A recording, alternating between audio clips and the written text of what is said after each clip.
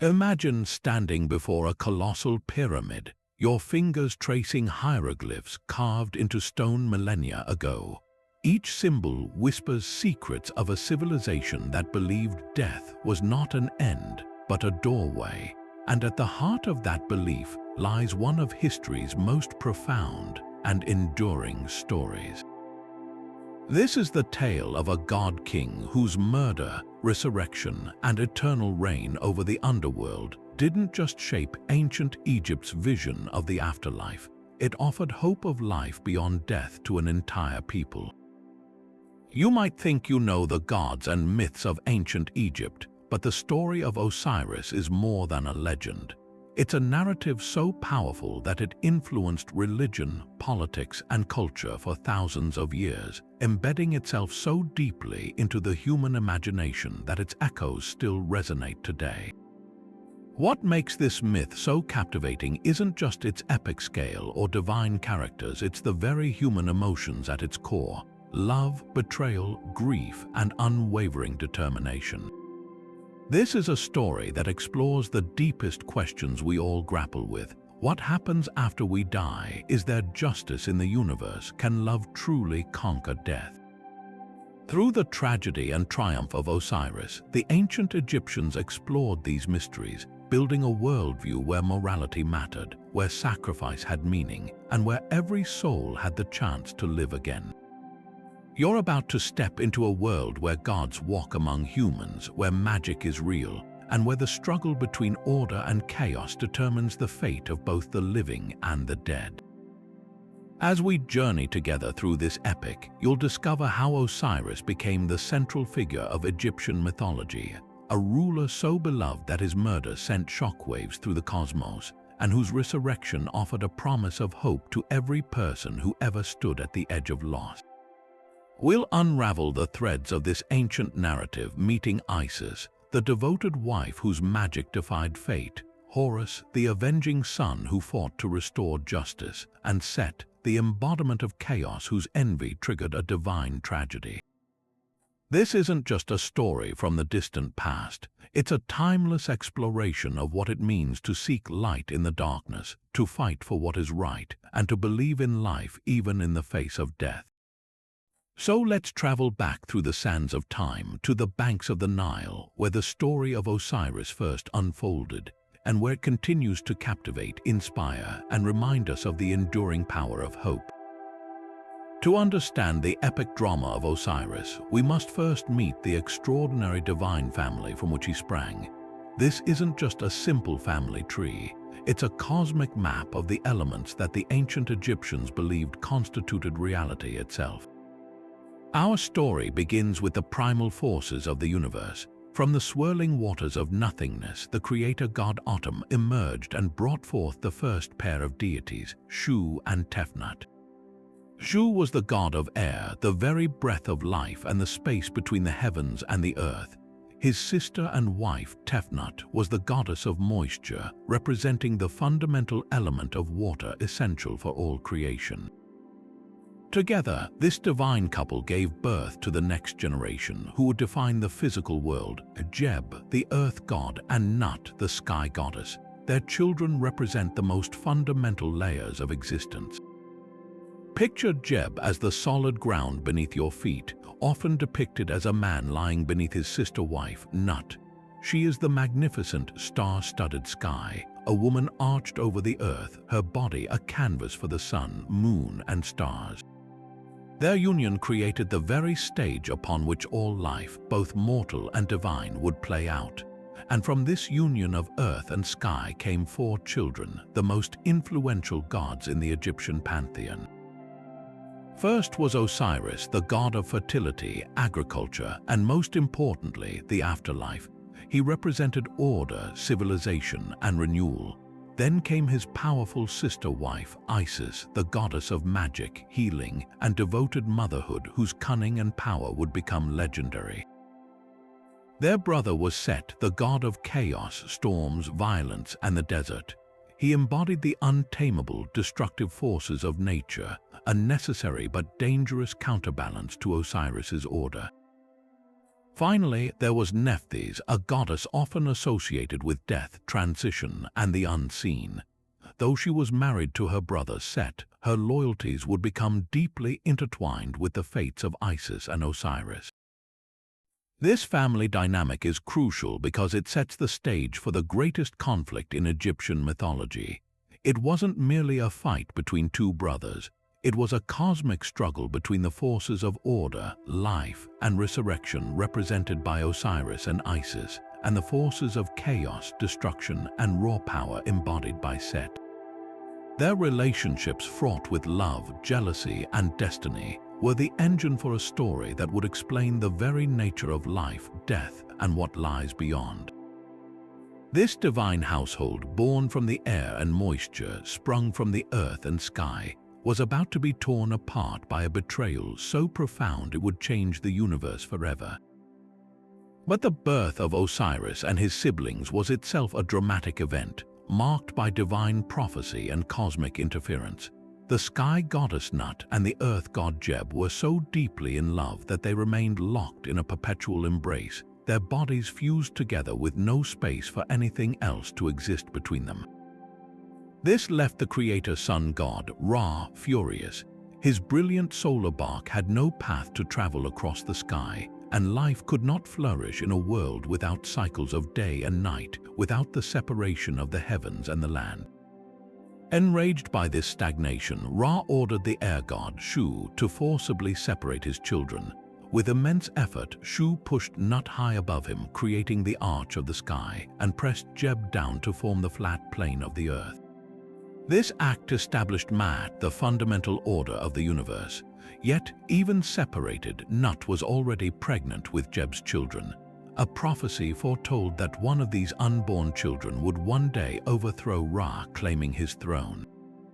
To prevent this fate, Ra cursed Nut so that she could not give birth on any day of the existing 360-day calendar. The goddess was trapped, her divine children unable to be born and fulfill their destinies. Desperate, Nut sought the help of the wise and cunning god of wisdom, Thoth. Thoth devised a brilliant plan. He gambled with the moon god, Aya, and won from him a portion of the moon's light. From this stolen light, Thoth crafted 5 new days and added them to the end of the year. Because these days existed outside of the standard calendar, they fell beyond the reach of Ra's curse. On the first of these 5 epagomenal days, as the Egyptians called them, Nut gave birth to Osiris. His birth was heralded by a great voice from the heavens proclaiming the arrival of the Lord of all. On the subsequent days, she gave birth to Horus the Elder, Set, Isis, and finally Nephthys. From his earliest moments, Osiris was marked as special. He grew not merely as a divine prince, but as a being of immense potential and benevolence. As he came of age, he recognized a world inhabited by humanity, but one that was wild, chaotic, and savage. People lived as nomadic hunter-gatherers, often engaged in conflict and without knowledge of society, technology, or spirituality. Seeing their suffering, Osiris felt a profound calling to lift them up. With his sister-wife Isis steadfastly at his side, a partnership of immense power and devotion, Osiris ascended to become the first pharaoh of Egypt, establishing the very concept of kingship. His reign was a golden age, a period of miraculous transformation. He embarked on a great mission to travel the world, bringing the gifts of civilization to all he encountered. Osiris taught people how to cultivate wheat and barley, ending their uncertain nomadic existence and allowing them to build permanent settlements supported by agriculture. He showed them how to tend vineyards and craft wine, and how to nurture orchards for fruit. He introduced the worship of the gods, establishing temples and religious traditions to provide spiritual meaning and structure to their lives. Perhaps most importantly, he gave humanity the rule of law, replacing brutal survival of the fittest chaos with a code of justice and morality that allowed communities to thrive in peace and cooperation. Under his guidance, people learned to craft tools, to create art, and to live in harmony with the natural world and with each other. His was a rule not of tyranny but of enlightened mentorship.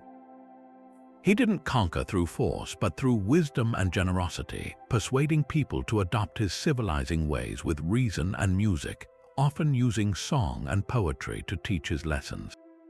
The world began to flourish under his care, moving from a state of chaos or isfet toward perfect order or ma'at.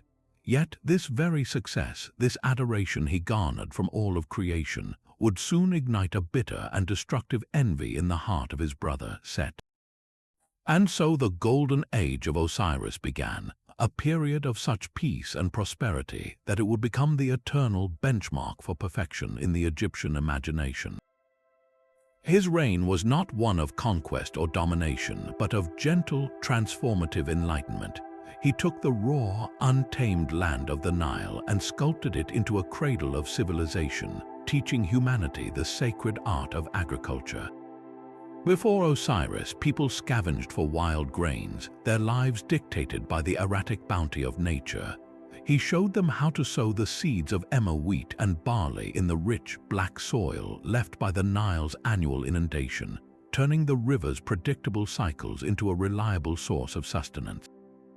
He introduced the cultivation of grapes, guiding them in the careful nurturing of vineyards and the complex process of fermenting wine, a drink that would become central to both celebration and ritual. Orchards of fig and date palms sprang up under his guidance, and he taught the people to harness the river itself through irrigation canals, ensuring that the life-giving waters reached every field. But Osiris's gift was far more than just farming. It was the very framework of society itself. He established the concept of ma'at, the divine principle of truth, balance, and cosmic order. This wasn't just a philosophical idea, it was a practical code for living.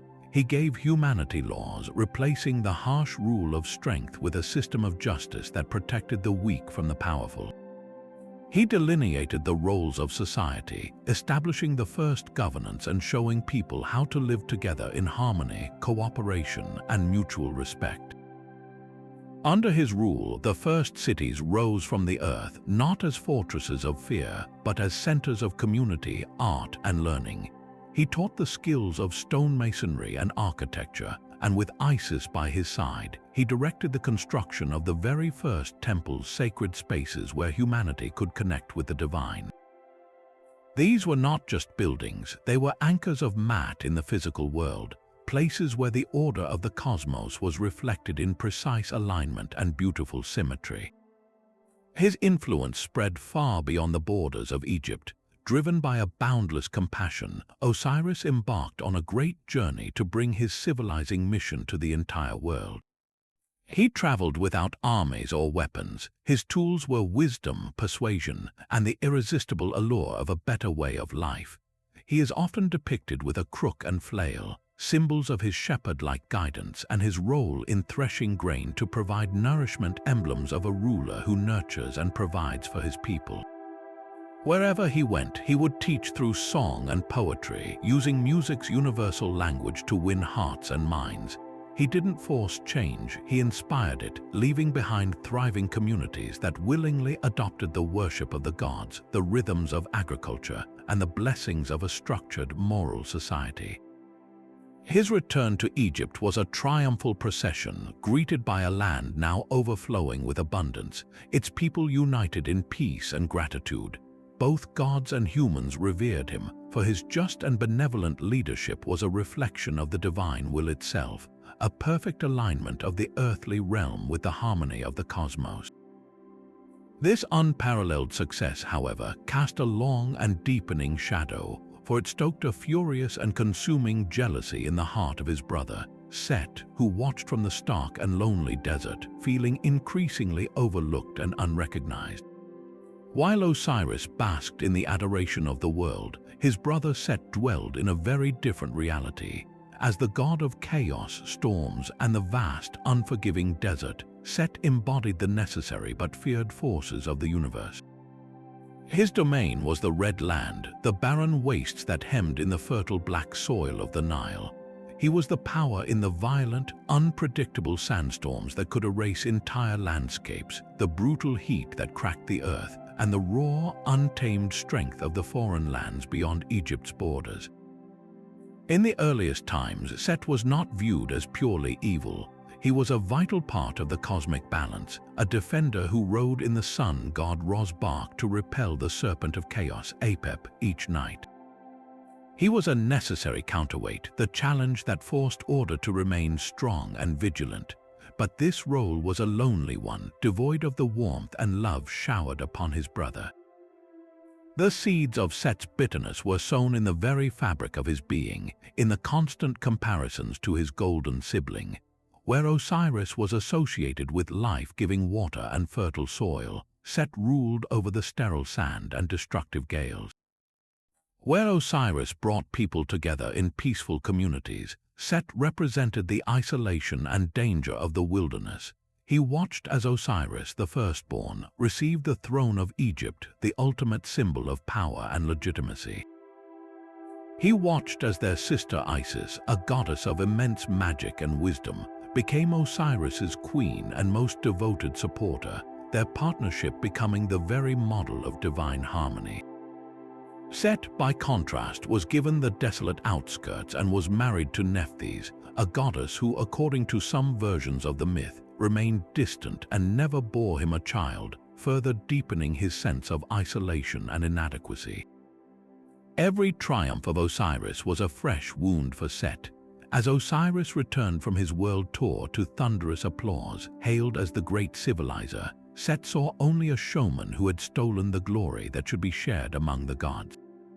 The temples built for Osiris and Isis rose tall and magnificent, while Set's own places of worship were fewer and far between, often acknowledged out of fear rather than genuine devotion. The people loved Osiris for his gifts, they merely feared Set for his power. This resentment festered and grew from a minor irritation into a consuming, burning hatred. He began to interpret every slight, real or imagined, as a personal affront. The praise for his brother's peaceful rule felt like a condemnation of his own chaotic nature. The universal love for Osiris felt like a universal rejection of everything Set represented. The final breaking point, the spark that ignited his plan for murder, is depicted in various ways across ancient texts. One powerful version tells of a great banquet held by the gods to celebrate Osiris's successful reign and his return to Egypt. Set arrived, perhaps hoping for some recognition of his own role in protecting the cosmos, only to find himself once again in his brother's long shadow. During the festivities, Set brought forth a magnificent, beautifully adorned chest, crafted to exacting specifications. He declared, in a seemingly playful gesture, that he would give this priceless artifact as a gift to whichever god could fit inside it perfectly. One by one, the deities tried and failed, but when Osiris, curious and unsuspecting, laid down inside the chest, it fit him as if made for him. In that moment, Set's playfulness vanished. He and his 72 conspirators slammed the lid shut, sealed it with molten lead, and threw the chest into the Nile. The box that was meant to be a king's prize became his coffin, and Set's jealousy finally erupted into open, violent treachery, setting in motion a chain of events that would shatter the world's order. The air in Set's grand hall was thick with the scent of lotus blossoms and roasted meats, a symphony of celebration masking a sinister purpose. Under the pretense of honoring his brother's triumphant return, Set had orchestrated a feast of unparalleled opulence. Tables groaned under the weight of golden platters piled high with figs, dates, and honeyed cakes. Jugs of dark, rich beer and fragrant wine were endlessly poured by silent attendants, their faces carefully neutral. Laughter and music from harps and sistrums filled the space, a carefully constructed illusion of familial merriment. But beneath the surface, a current of tension hummed, for Set's 72 co-conspirators were scattered among the genuine guests, their eyes constantly flicking toward their host, awaiting a signal. The centerpiece of the hall and the true engine of Set's plot was an object of breathtaking craftsmanship. He presented it not as a weapon, but as a gift, a masterpiece to be admired. It was a chest, but unlike any other. Fashioned from Lebanese cedar and ebony, it was inlaid with precious metals and gleaming ivory. Scenes of gods and cosmic patterns were carved into its sides with such intricate detail they seemed to tell their own silent stories. Its surface was polished to a mirror shine, reflecting the flickering torchlight and the faces of the awestruck guests. To all who beheld it, it was a king's ransom, a treasure of immeasurable value. Yet its true purpose was far more grim, for Set had commissioned its dimensions to be taken in secret, crafted with a master carpenter's precision to one exact specification: the height, width, and length of the god King Osiris. This beautiful object was, in its essence, a custom-built coffin. With a theatrical flourish, Set silenced the musicians and proposed a game, a contest of fortune to add to the evening's revelry. He declared that this magnificent chest would be given as a grand prize to the noble god or goddess who could fit inside it perfectly. The offer was met with cheers and eager excitement. One by one, the deities came forward to try their luck. A mighty god would lie down only to find his feet dangling over the edge. A goddess would attempt it and discover the sides too narrow for her shoulders. Each failure was met with good-natured laughter and encouragement, all part of the playful ruse. The atmosphere was one of light-hearted competition, completely disarming any suspicion. Finally, amid the jovial crowd, Osiris rose. The benevolent king, perhaps curious, perhaps wishing to partake in the fun his brother had created, approached the chest. With a gentle smile, he lay down within its ornate confines. A hushed silence fell over the assembly. It was a perfect fit. His form settled into the space as if it were a second skin, his head resting comfortably at one end, his feet just brushing the other. For a single, frozen moment, it seemed a miraculous coincidence, a sign of his royal fortune. Then, in a heartbeat, the illusion shattered. Set's eyes, no longer veiled by false cheer, flashed with triumphant malice. Before Osiris could even react, Set and his conspirators lunged forward. The heavy lid was slammed shut with a deafening finality, sealing the Lord of Life in a suffocating darkness. Molten lead was poured over the seams, welding the box irrevocably closed, transforming a king's treasure into his tomb.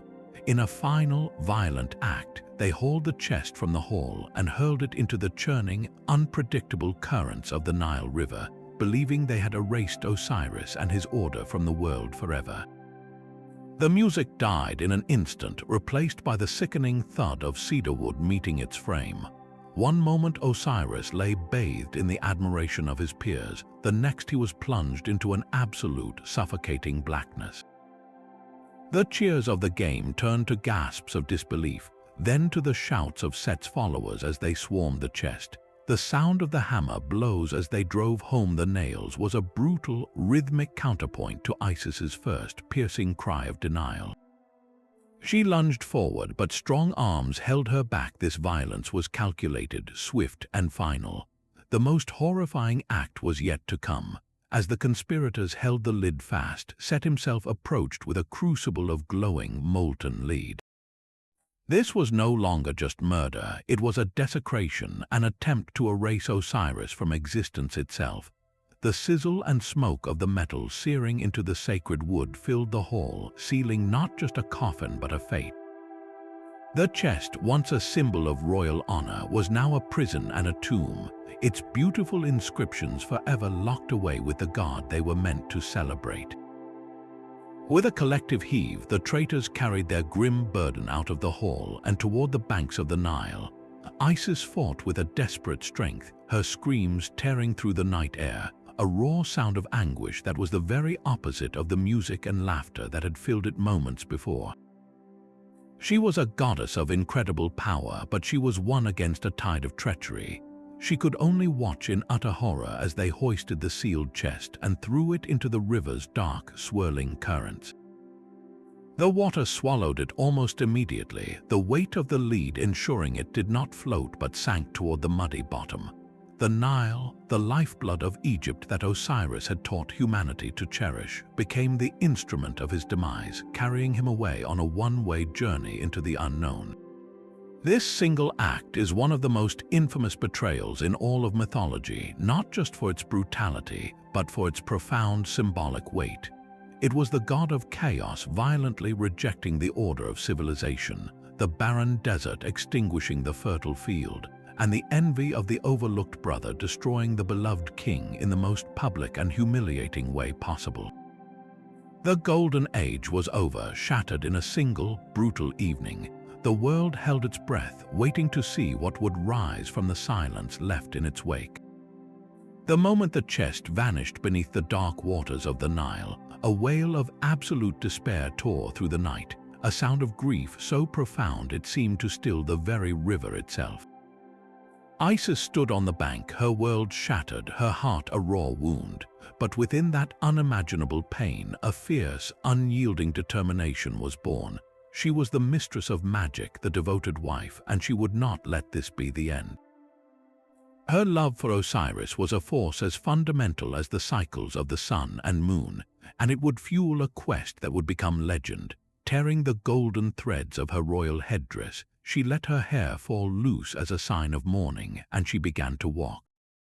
Thus started one of the most epic searches in all of mythology, a journey that would see a goddess traverse the length of Egypt, transformed by sorrow and powered by a love that refused to accept death. Her search began along the muddy banks of the Nile, where she walked for days without rest, her eyes scanning every reed, every sandbank, every bend in the great river.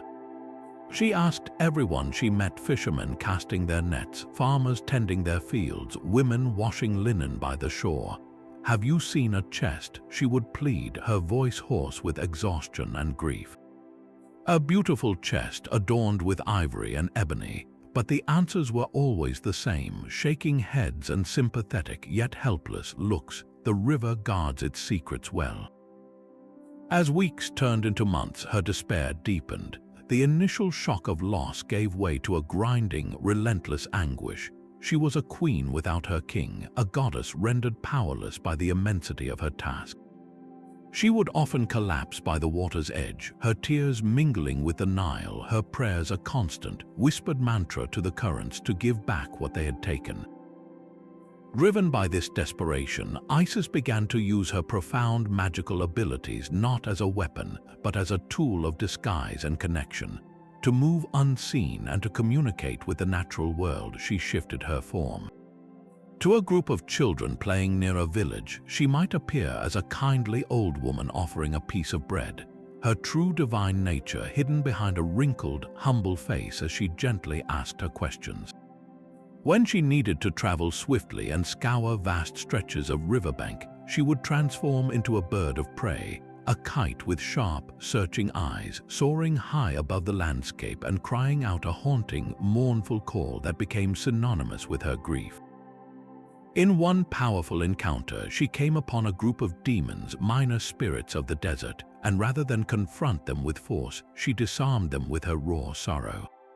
She sat among them and wept, and her grief was so pure, so overwhelming, that these chaotic beings were moved to compassion. They had no news of the chest, but they offered her what little comfort they could, a testament to the power of her emotion to soften even the hardest of hearts. The most crucial breakthrough came not from a god or a spirit, but from a group of the smallest, most overlooked creatures. Exhausted and on the verge of giving up, Isis sat by a marsh where a group of children were playing. She overheard their chatter, not the words of adults filtered through caution and doubt, but the innocent, unfiltered gossip of children.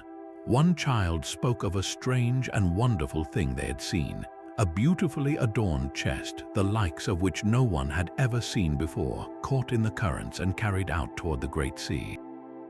Another child, excited to share, added a vital detail. They had seen where the river's current had taken it, toward the distant coast of the ancient land of Byblos. This was the confirmation Isis needed. The random, innocent testimony of children, believed to be closer to the truth than adults, gave her a direction, a thread of hope to grasp after months of wandering in darkness. Her journey was no longer a blind search, it had a destination.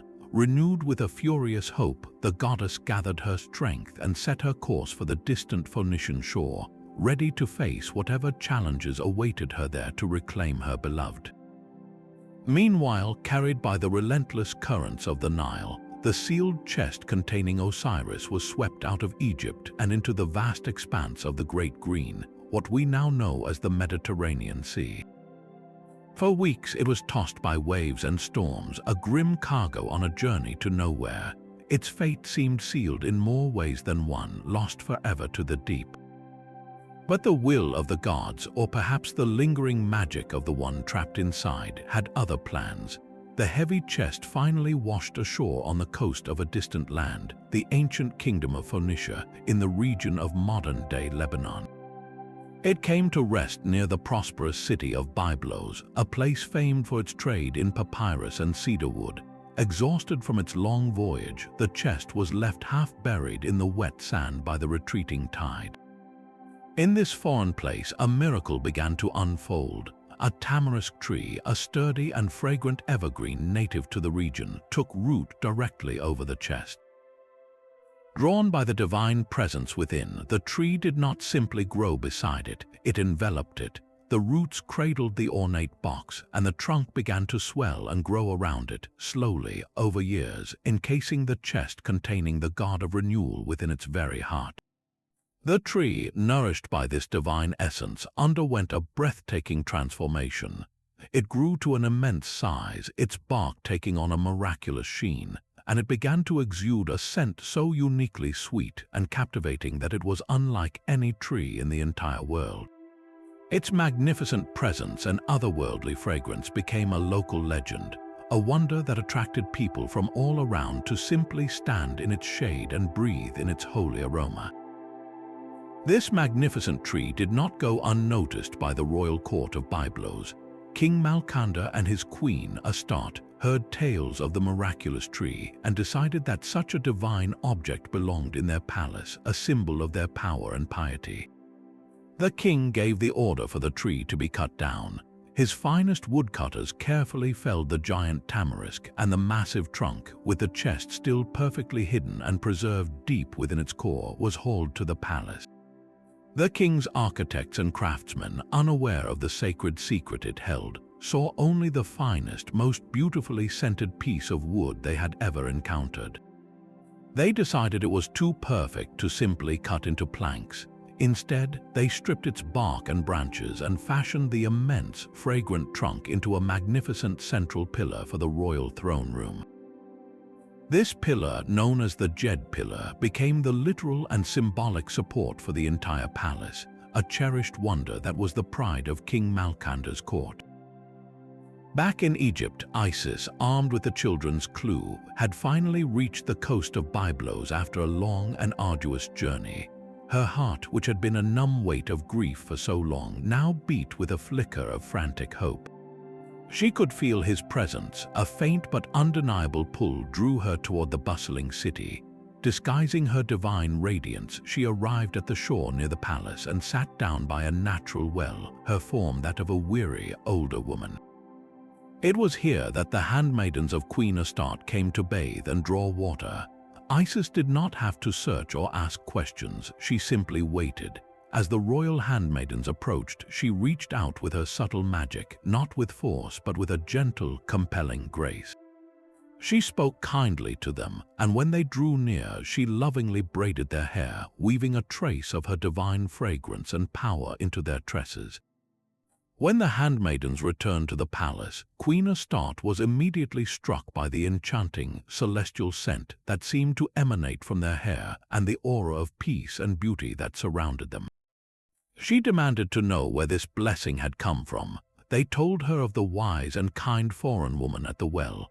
Intrigued and sensing something extraordinary, Queen Astarte sent for the stranger and offered her a position within the palace, appointing her as the nursemaid to the queen's infant son, Prince Dictys. Isis accepted, seeing it as her way inside the walls that held her greatest treasure.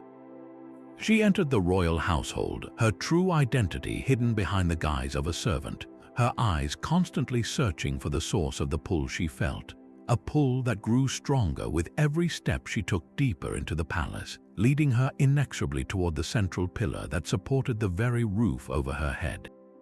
Yet just as Isis's triumph seemed complete, a cold dread began to stir in the distant deserts of Egypt. Set, having consolidated his stolen power on the throne, received word from his spies of the miraculous recovery. The news struck him not with mere anger, but with a deep, chilling fury. He had gone to such elaborate, murderous lengths to secure his rule, to erase his brother not just from life but from memory itself, and yet Isis, through sheer devotion and cunning, had undone it. His initial act of violence, the betrayal in the chest, had been born of jealous rage. This new act would be one of calculated, systematic annihilation, designed not just to kill but to obliterate. He would ensure that no magic, no matter how powerful, could ever piece Osiris back together again.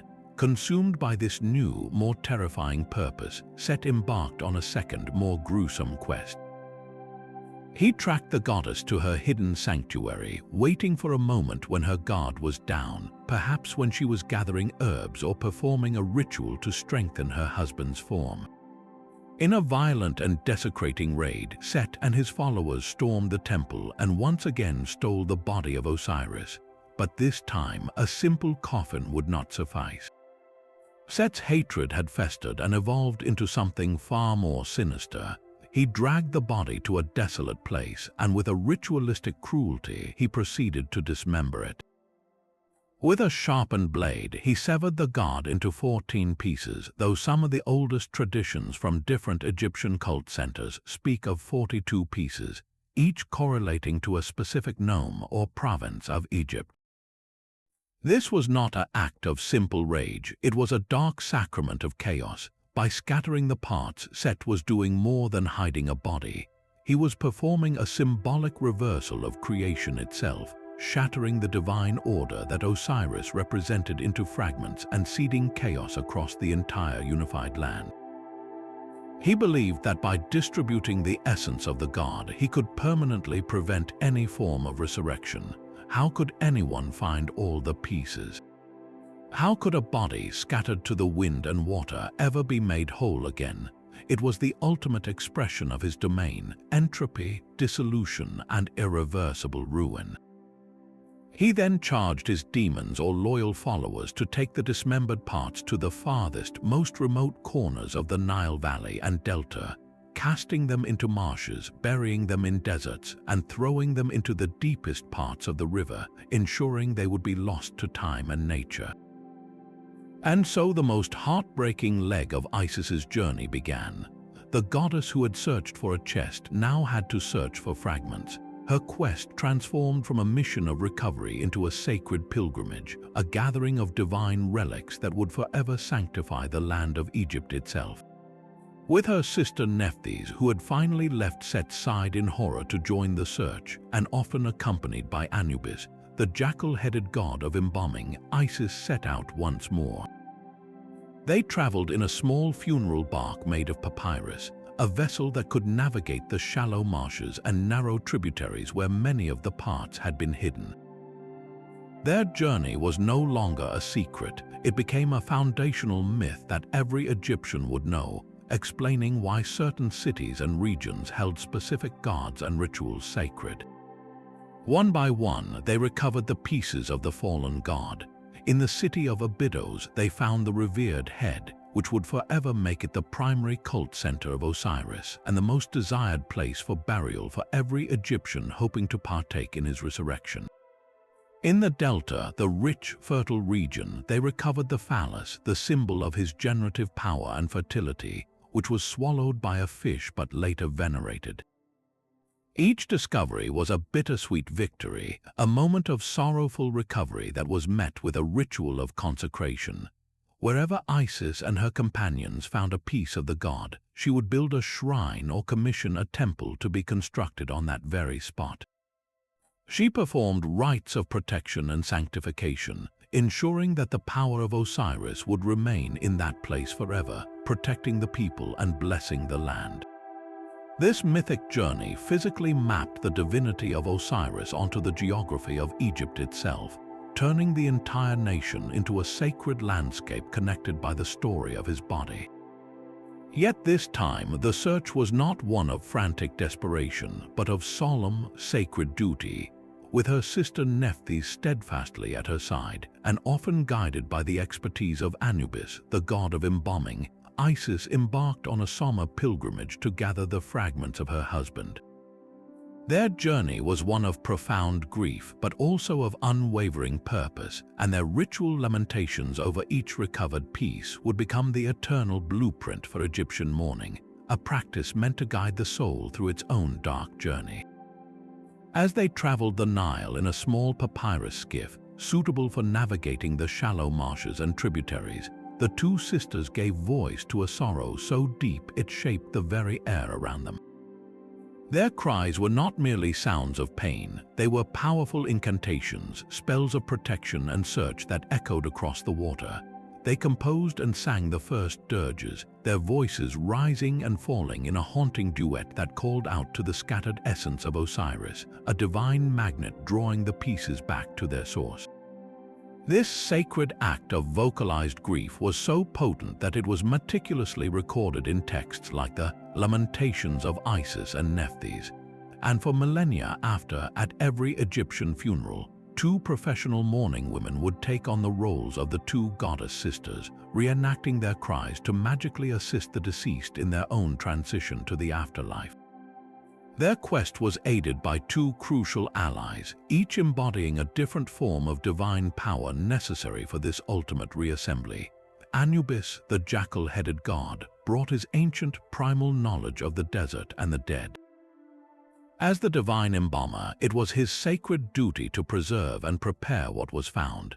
He knew the rituals to cleanse and anoint each fragment, using natron salt to dry the flesh and sacred oils to perfume it, treating each piece with the reverence of a complete body. His presence ensured that the physical form, though dismembered, would not decay, holding it in a state of suspended animation until the great work could be completed. Alongside him was Thoth, the ibis-headed god of wisdom, magic, and writing. His role was that of the master strategist and wordsmith. He provided the precise hieroglyphic spells and the potent verbal formulae that Isis and Nephthys would recite over the body. Thoth's magic was one of structure and order, the opposite of Set's chaos. His incantations were like divine blueprints, providing the instructions needed to reassemble a god, to call the spirit back into its vessel and make it whole again. With Anubis tending to the physical vessel and Thoth providing the magical framework, the sisters had the support needed to attempt the impossible. Piece by sorrowful piece, the body was recovered and brought to a safe, hidden sanctuary. The final and most critical reassembly was a moment of intense, concentrated magic. Isis and Nephthys laid out the fragments with exquisite care, and together they began to weave the most powerful spell ever conceived. They sang the songs of creation, their voices harmonizing to pull the divine flesh together. Isis, using her unparalleled mastery of Heka, the fundamental force of magic, acted as the great unifier. She didn't simply stitch the pieces back together like a torn cloth. She willed the very essence of Osiris to recognize itself and coalesce. Her magic flowed like golden light, fusing the fragments into a seamless, whole form once more. Under her command and with Nephthys' support, the body of Osiris was restored, but with one tragic, symbolic exception. Despite their exhaustive search, one piece was never found: his phallus, which had been thrown into the Nile and devoured by a lepidotous fish, a creature the Egyptians would thereafter consider taboo. This missing piece was devastating, for it represented his literal and symbolic power of regeneration. Yet, in a breathtaking act of creative magic, Isis refused to let this be the end. She fashioned a replacement from purified gold and ebony, and through her immense power, she imbued this sculpted form with life and potency. She then performed one final, miraculous act.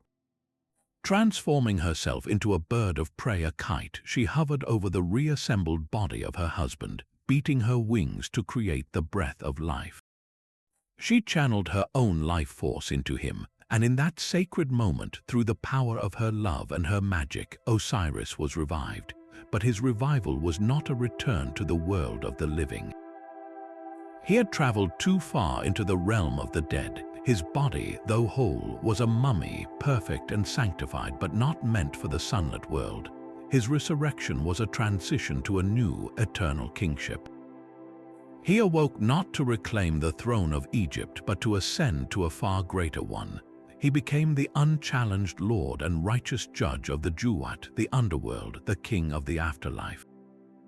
He was the first mummy, and in restoring him, Isis, Nephthys, Anubis, and Thoth had not just saved a god. They had given humanity the gift of hope beyond death, creating the prototype for every soul's journey to come. With the body of Osiris miraculously restored by Isis's magic, a new and equally crucial challenge presented itself. How could this resurrected form be protected from a third, potentially even more devastating attack from Set? How could this vessel, which now housed the promise of eternal life, be preserved for all time? The answer came in the form of a sacred innovation, a process so profound it would become the very heart of Egyptian religious practice for the next 3,000 years. The figure central to this divine undertaking was Anubis, the jackal-headed god whose very nature bridged the world of the living and the dead. Anubis did not merely assist, he became the divine architect of immortality, performing the first embalming ritual on the body of Osiris and in doing so creating the very first mummy. Anubis brought to this task a unique and ancient expertise. As a god often associated with the desert's edge, where jackals would prowl around burial grounds, he possessed an innate understanding of preservation and the sacred boundary between decay and eternity. His approach was methodical, reverent, and revolutionary. The first step was a profound act of purification. Using water from the Nile mixed with natron salt, a naturally occurring salt found in the desert's dry lake beds, Anubis meticulously cleansed the body.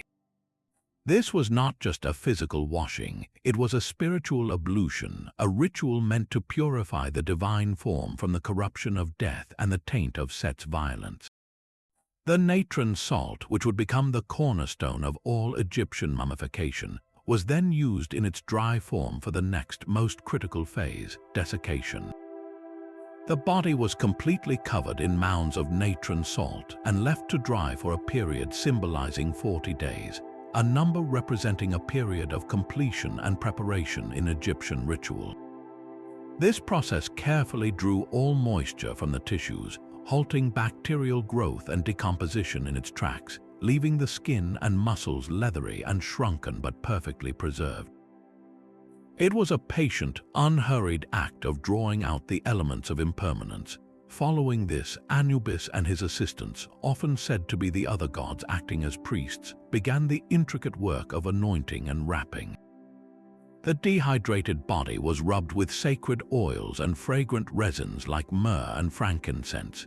These substances did more than just perfume the body. They were believed to have magical protective qualities, sealing the form against evil spirits and further physical corruption. Then came the most iconic part of the process, the wrapping. Using hundreds of yards of the finest linen strips, Anubis began to encase the body of Osiris.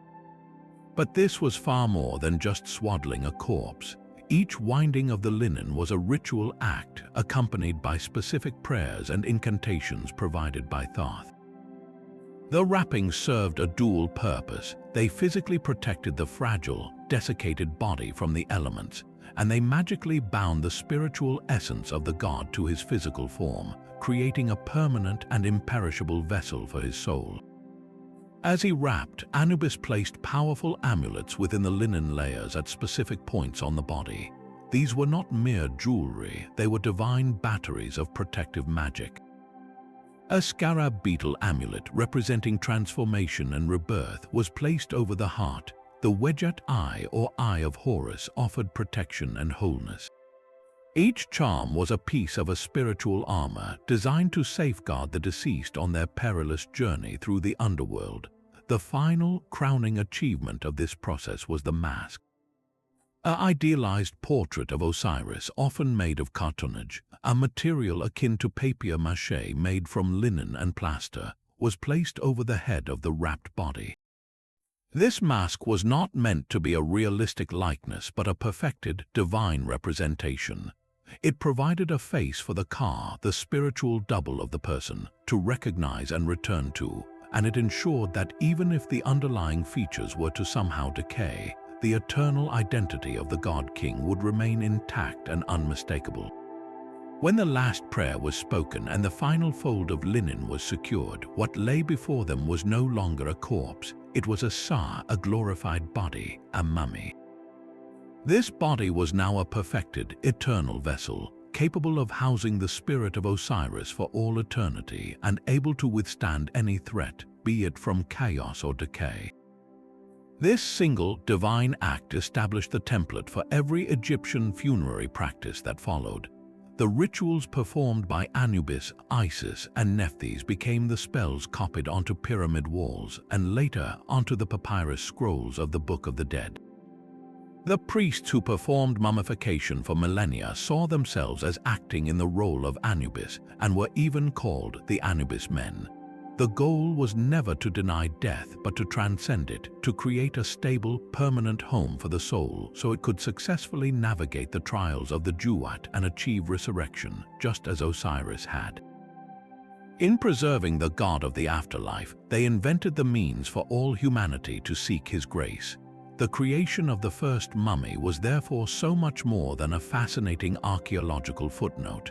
It was the moment a culture codified its deepest hope, that death was not a finale but a doorway to an everlasting life, and that through sacred ritual that door could be opened. With the sanctified body of her husband now perfectly preserved for eternity, Isis faced a sorrowful reality. Osiris was whole, he was protected, but he belonged to the realm of the dead. His resurrection was a transition to a new, eternal kingship in the Duat, not a return to the land of the living. The sunlit world, the throne of Egypt, and their life together were now part of a past that could not be reclaimed. Yet, in the heart of this profound loss, a new and urgent purpose began to take shape within Isis. Set still sat upon the stolen throne, his chaotic rule a blight upon the order Osiris had built. For there to be any hope of restoring Maat, for justice to prevail, a new heir was needed, a son who could one day challenge the usurper and reclaim his father's legacy. The future of Egypt itself now depended on a final, intimate, and miraculous act of magic and love. This was no simple task of procreation.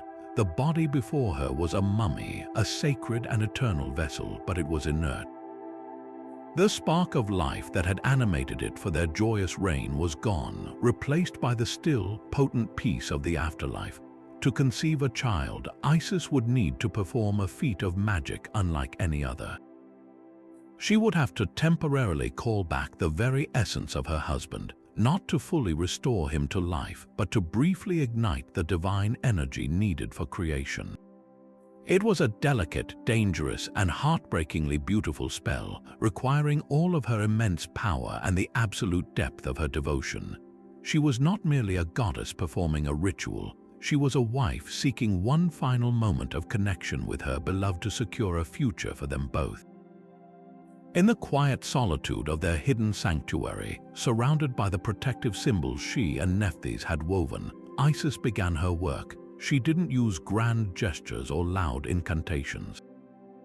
This magic was intimate, a whispered conversation between her spirit and his. Transforming herself into a kite, a bird of prey known for its piercing, mournful cry, she hovered above the linen-wrapped form of Osiris.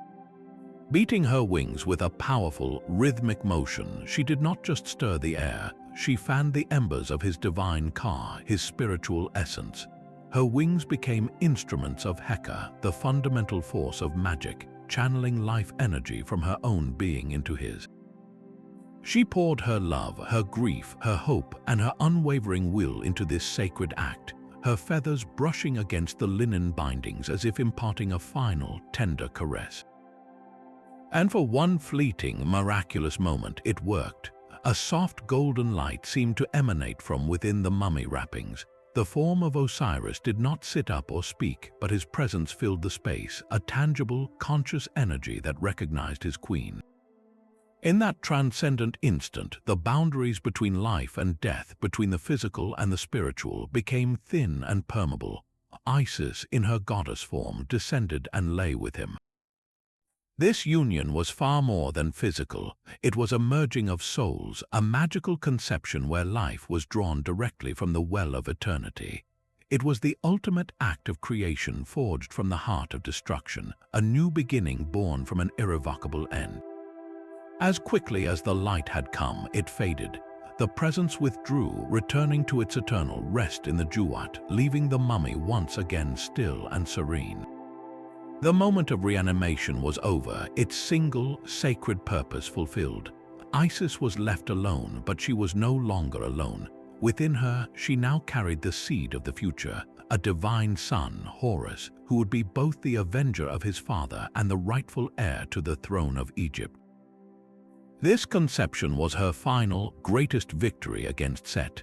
He had sought to utterly destroy Osiris and erase his lineage, but through her magic and her love, Isis had ensured that a part of her husband would live on, growing in strength and purpose, ready to one day confront the chaos that had shattered their world.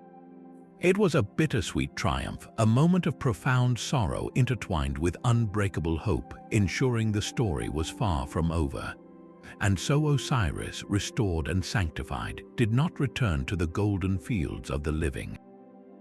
His journey had taken him too far, his very essence transformed by death and resurrection.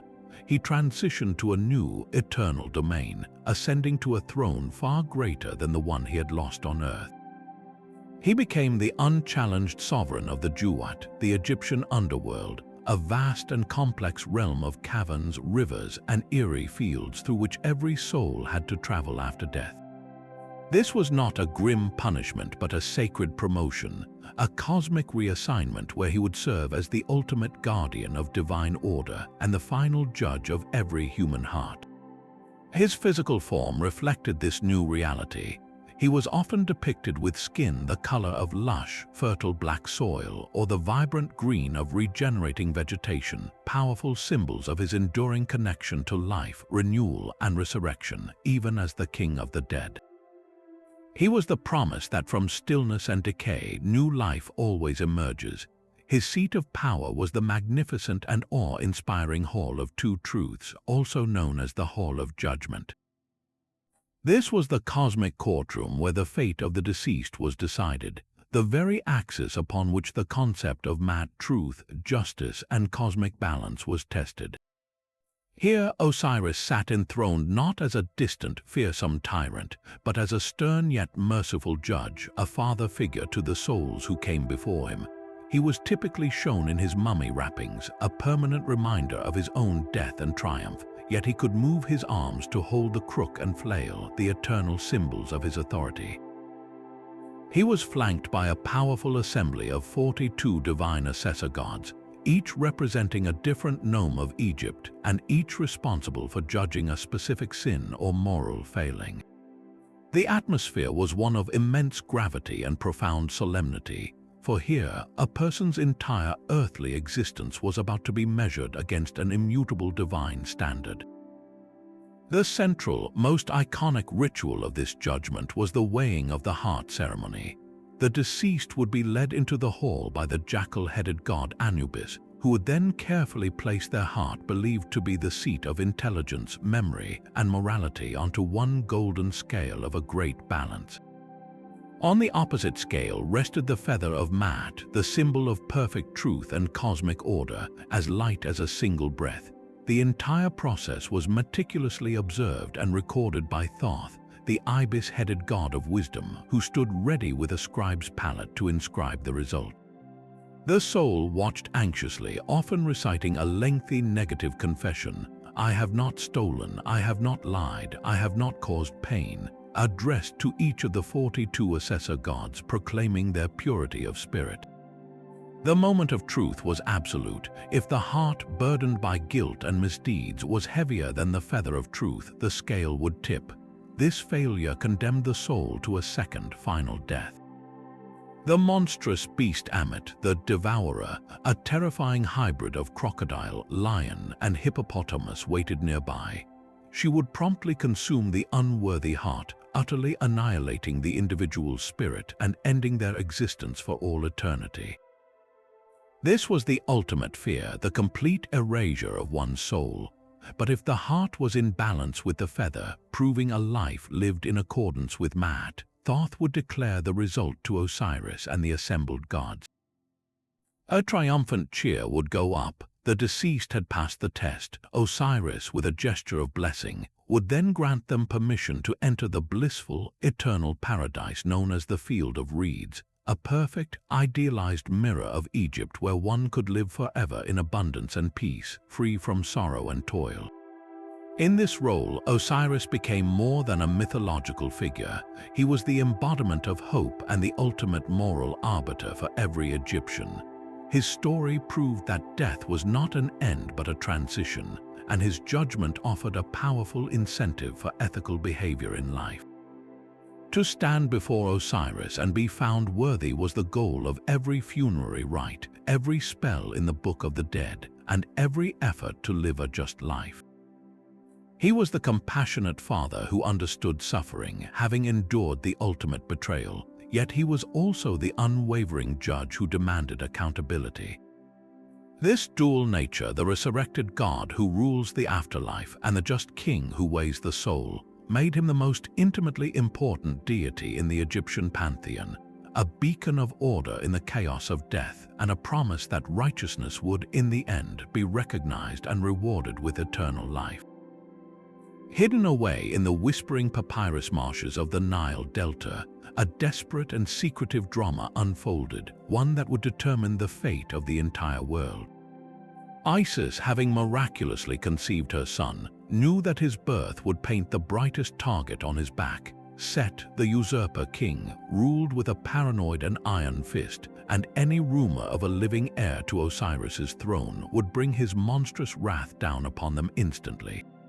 The infant Horus was not just her child, he was the living embodiment of hope, the divine seed from which justice would one day grow, and Isis would use every ounce of her power, every shred of her cunning, to ensure that seed had the chance to sprout.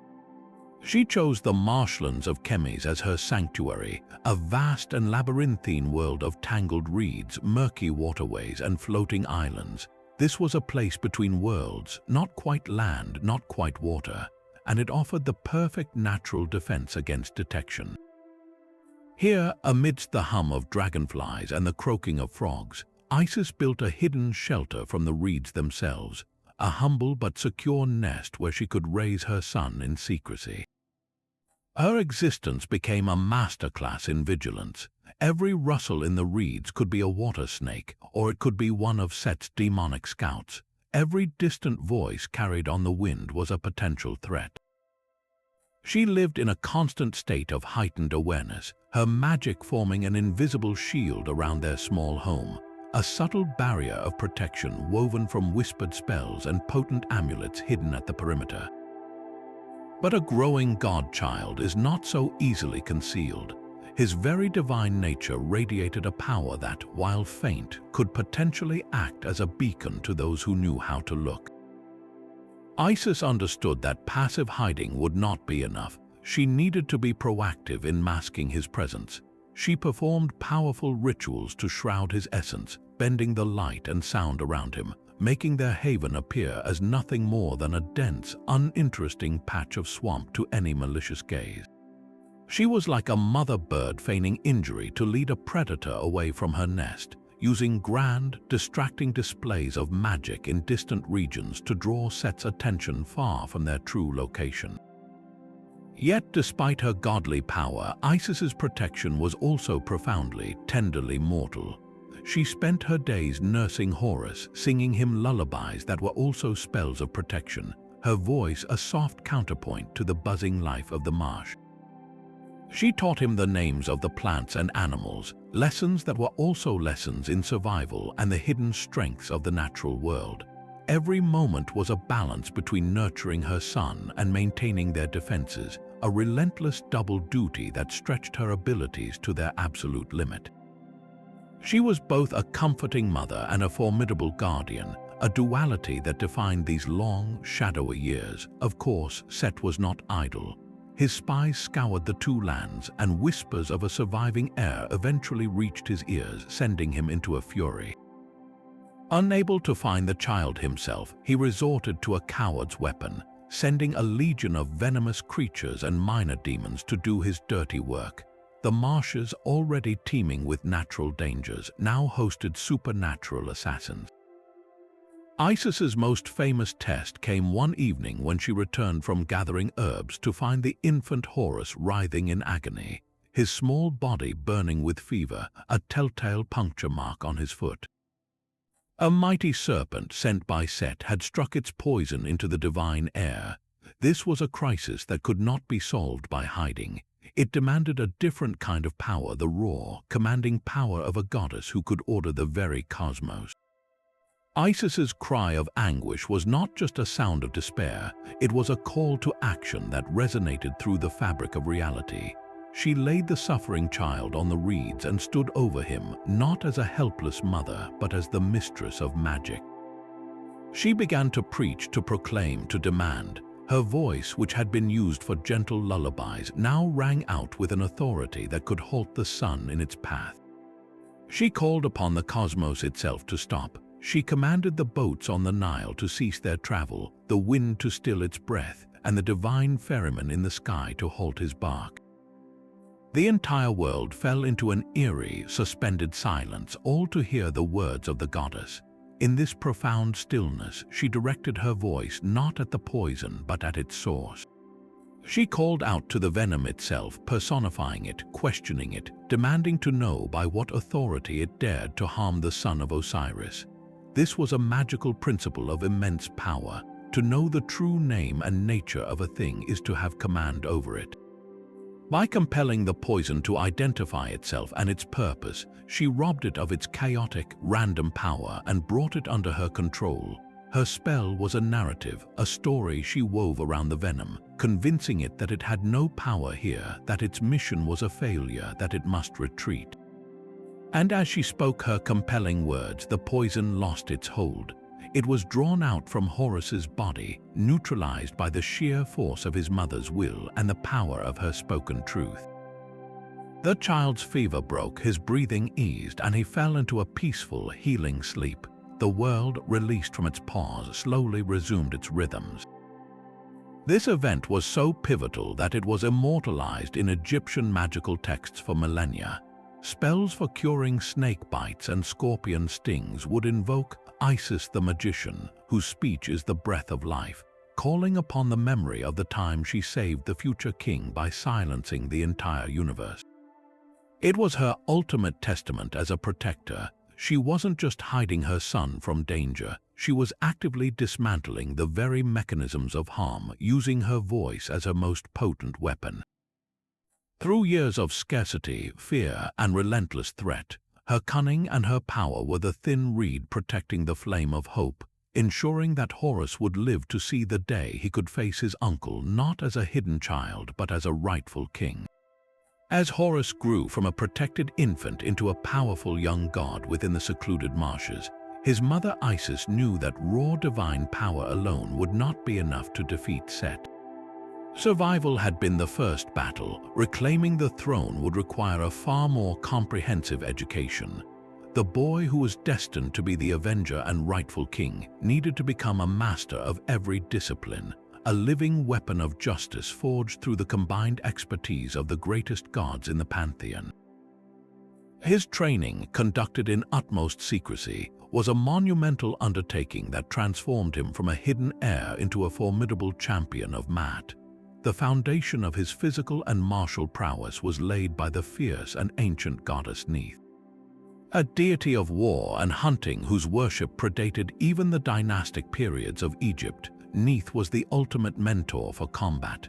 She emerged from the depths of the Delta, a figure of terrifying grace clad in the red crown of Lower Egypt, her symbols, a shield and crossed arrows marking her as a divine warrior.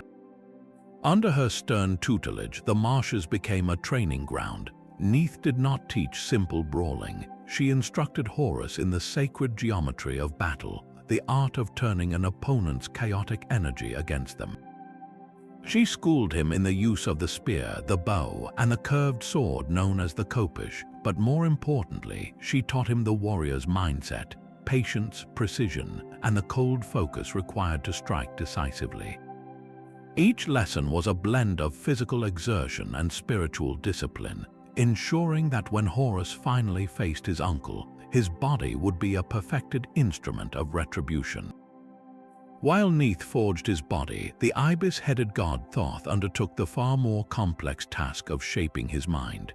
As the divine scribe and keeper of all knowledge, Thoth's lessons were not held in a classroom but in the very fabric of reality. He taught Horus the fundamental laws of the universe, the mathematics that underpinned creation, and the intricate patterns of the stars. Most crucially, Thoth imparted the profound power of language and magic. He revealed to Horus the secrets of Heka, the same force his mother wielded, but from a more systematic perspective. Thoth taught him that magic was not merely willpower, but a science of precise pronunciation, specific ritual action, and deep understanding. He showed the young god how to compose spells that could command the elements, heal mortal wounds, and shield himself from the poisonous magic Set would undoubtedly employ. This knowledge was Horus's intellectual armor, ensuring he would never be outwitted or magically overwhelmed. Of course, his most devoted teacher remained his mother, Isis. Her lessons were not formal but were woven into the very fabric of their daily existence. While Thoth taught the theory of magic, Isis taught its practical, ferocious application in defense of life itself. She shared with him the secrets she had used to revive Osiris and the protective incantations she had sung over him as a child. She showed him how to read the intentions in another's heart, to see through the illusions and deceptions that were Set's favorite tools.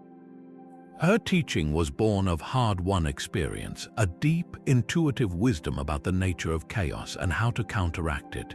She instilled in him not just power, but the moral compass to wield it justly, ensuring he fought not for personal vengeance, but for the restoration of cosmic balance. Perhaps the most extraordinary aspect of Horus's education was the guidance he received from the one god who seemed forever beyond reach, his father, Osiris. Through complex rituals mediated by Isis and Thoth, a line of communication was opened between the land of the living and the hall of judgment in the Duat. Horus would commune with the resurrected spirit of his father, not as a ghostly apparition, but as a profound and steady presence. From his eternal throne, Osiris served as his son's strategic advisor.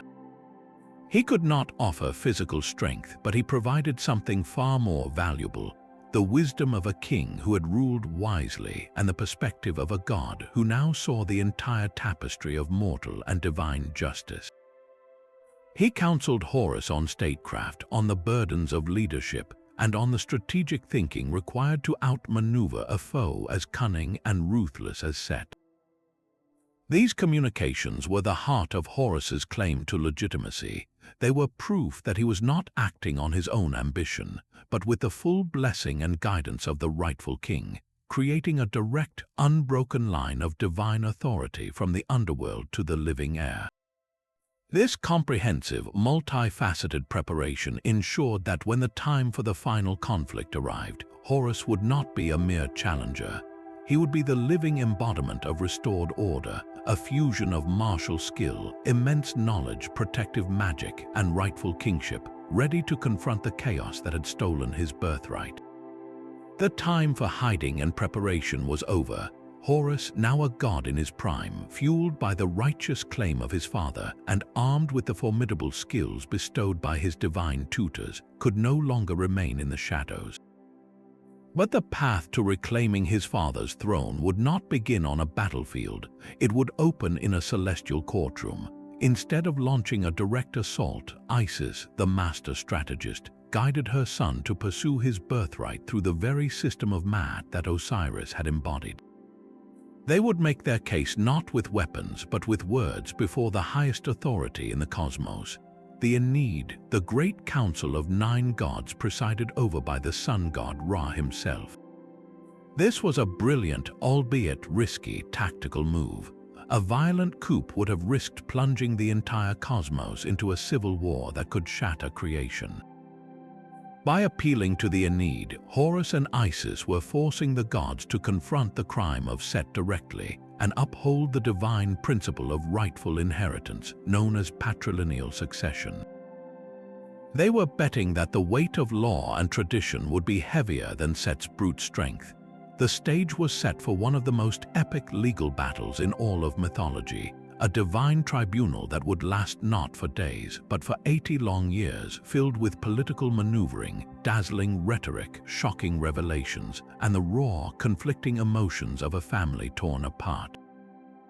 The Aeneid gathered in a grand, hallowed chamber to serve as the jury.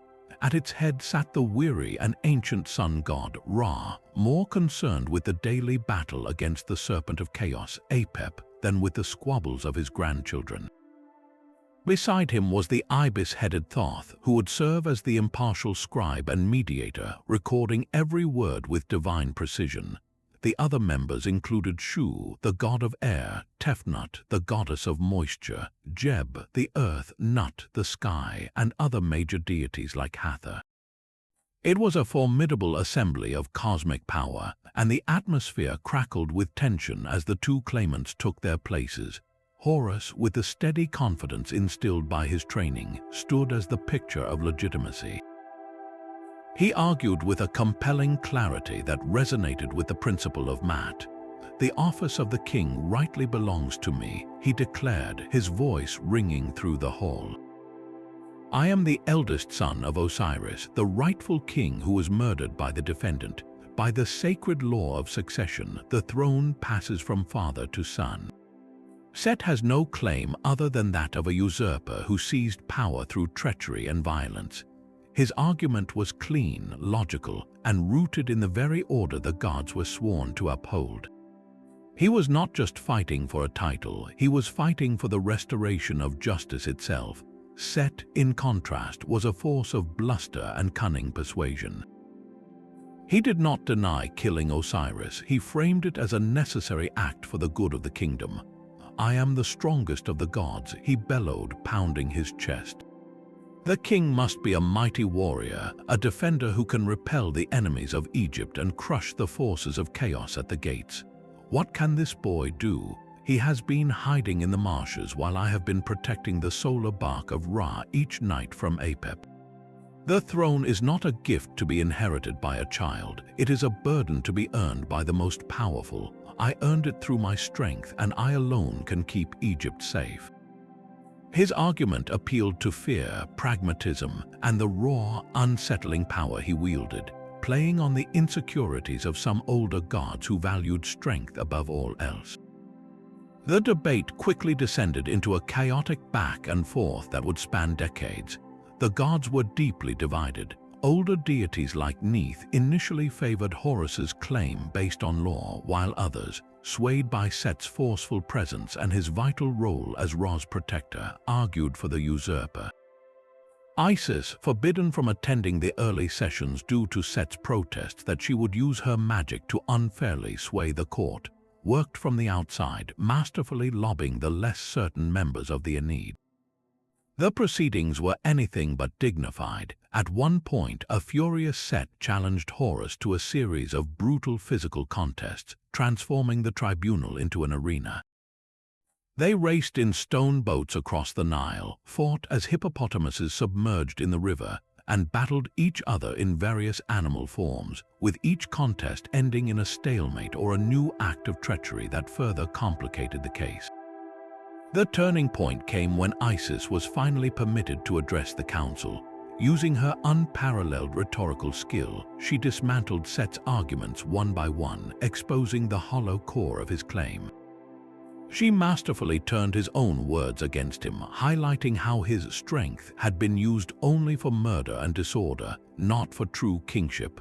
Frustrated and enraged by her brilliant defense of her son, Set made a catastrophic tactical error. He arrogantly declared that he would reject the judgment of the entire Aeneid unless she was removed from the proceedings. This disrespect for the divine council itself, this hubris in challenging the authority of Ra and the other gods, was the final straw for many who had been on the fence. It proved that Set's loyalty was only to himself, not to the cosmic order he claimed to defend. Yet, even with the tide turning, the aged sun god Ra, perhaps out of personal fondness for his fierce protector, remained stubbornly sympathetic to Set.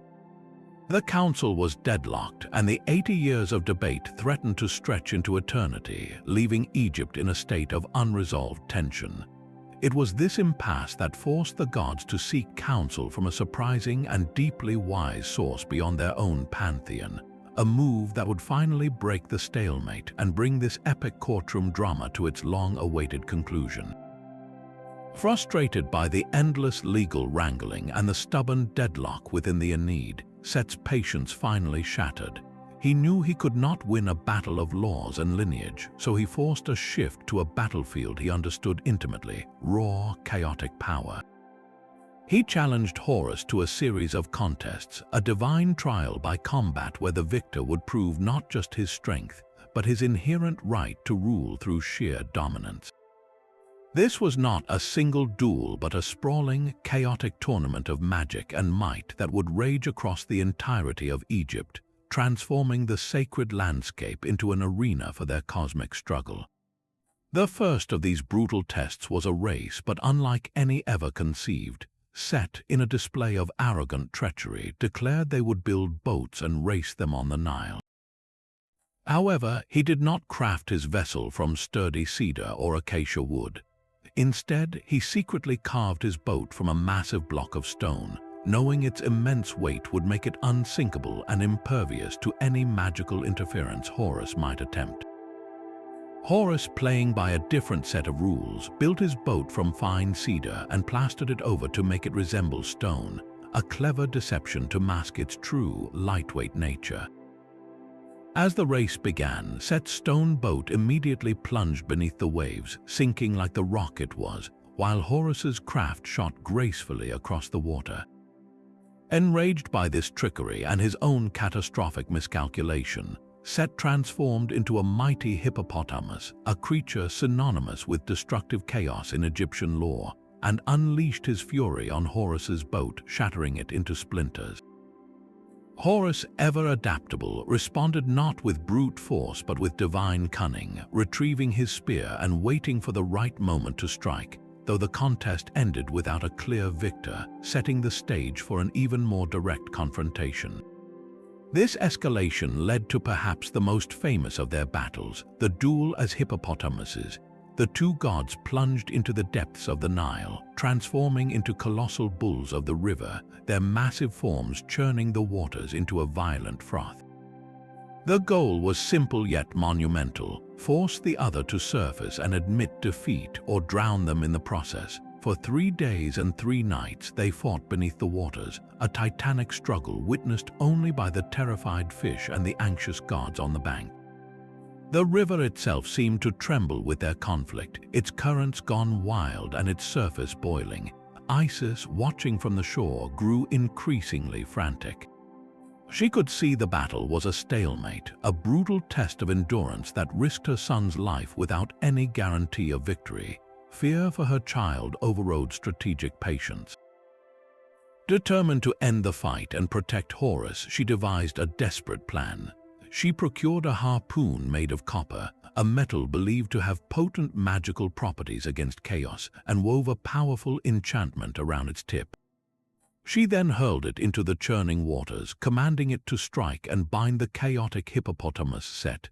The magic of her spell was true and unerring. The harpoon found its mark, piercing the flank of the massive hippopotamus that was Set.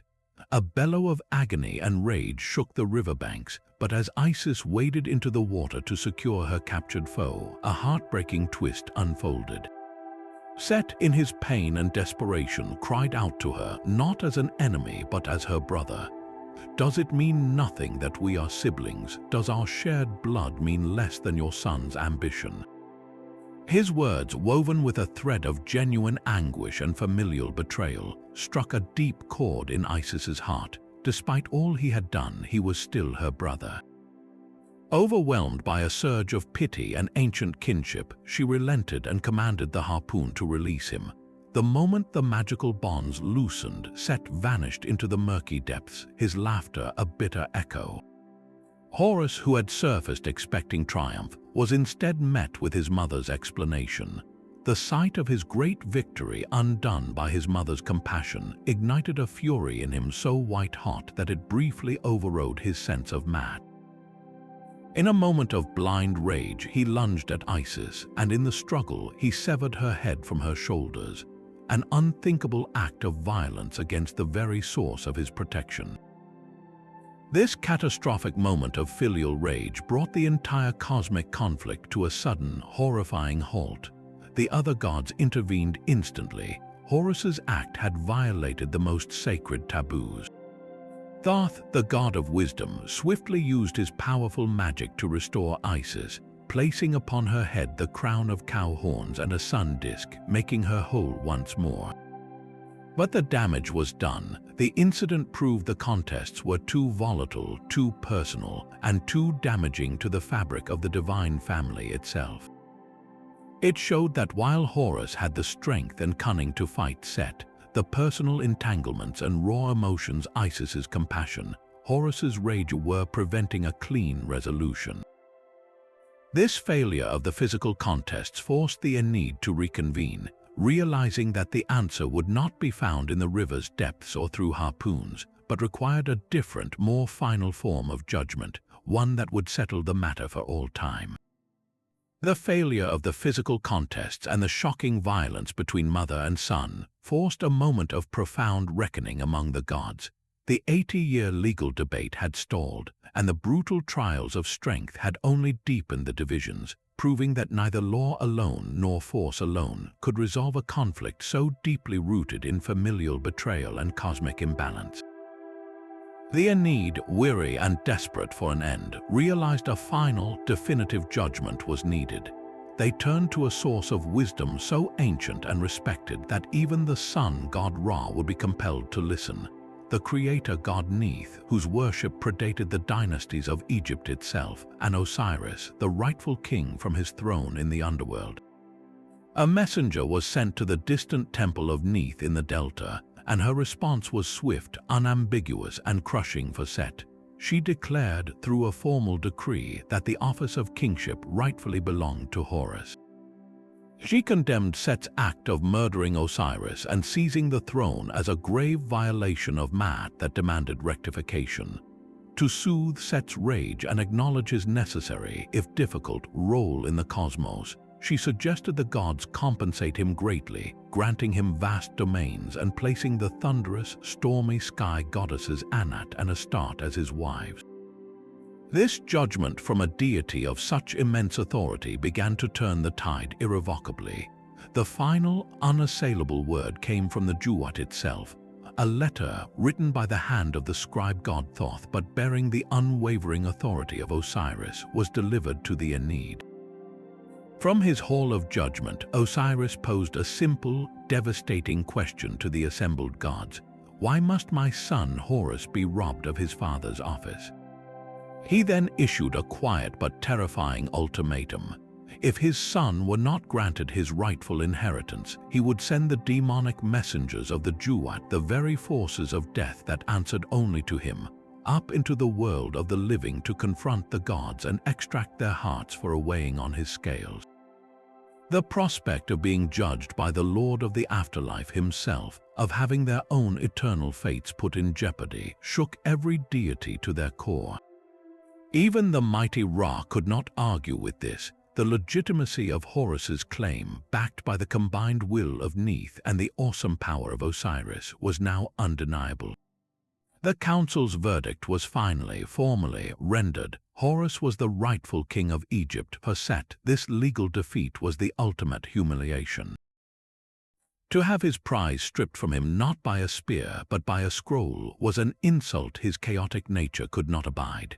Law and diplomacy had failed him. Only raw, world-shattering violence remained. He rejected the divine decree utterly and launched a full-scale military assault, rallying his legions of demonic followers and any dissident gods who still feared his power. This was no longer a contest or a duel.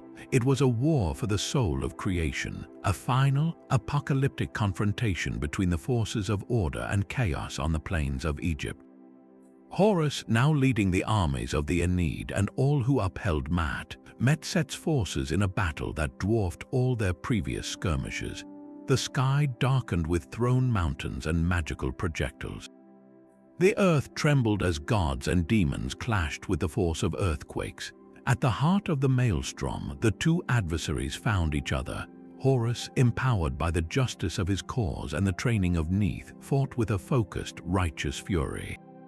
Set, fueled by a bottomless well of envy and rage, fought with the terrifying, untamed power of a desert hurricane. Their combat was a microcosm of the larger war, a blinding whirlwind of divine energy and clashing weapons. In the midst of this chaos, Set saw his opening. Feigning a retreat, he turned and then struck with the speed of a cobra, not at Horus's body but at his face. His weapon, whether a blade, a spear, or his own taloned hand, found its mark, tearing one of Horus's eyes from its socket. The injury was both brutally physical and deeply symbolic.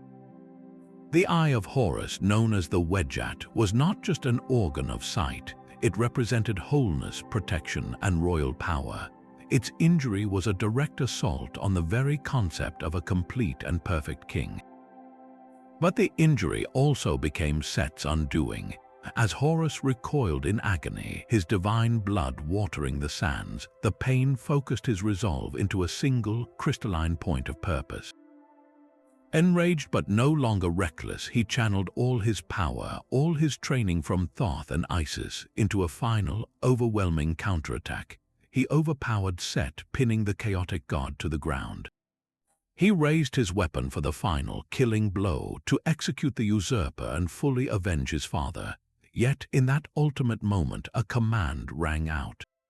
It was not from Isis nor from the Aeneid. It was from the sun god Ra himself. Hold, Ra declared. He condemned Set's rebellion and affirmed Horus's victory, but he also forbade the death of his grandson. Chaos embodied by Set could not be utterly destroyed, only subdued and contained. Set was a necessary part of the cosmic balance, the opponent who gave order its strength and definition.